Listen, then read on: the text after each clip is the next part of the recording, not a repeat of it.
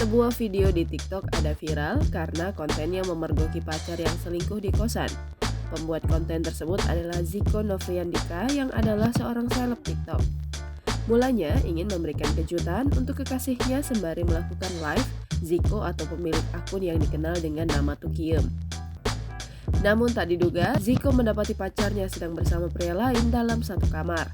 Sebelum viral karena ciduk pacar selingkuh di kamar kos, Ziko merupakan seleb TikTok dengan 1,4 juta pengikut. Ia memiliki nama lengkap Ziko Novriandika Putra. Namun ia lebih dikenal dengan nama Ziko atau Tukiem di TikTok atau media sosial lain. Pria kelahiran Lumajang ini pernah menempuh pendidikan di SMK 1 Lumajang. Selain sebagai TikTokers, Ziko juga seorang model dan selebgram. Akun Instagram Ziko adalah @zikonovriandika2. Ada lebih dari 404.000 pengikutnya di media sosial Instagram.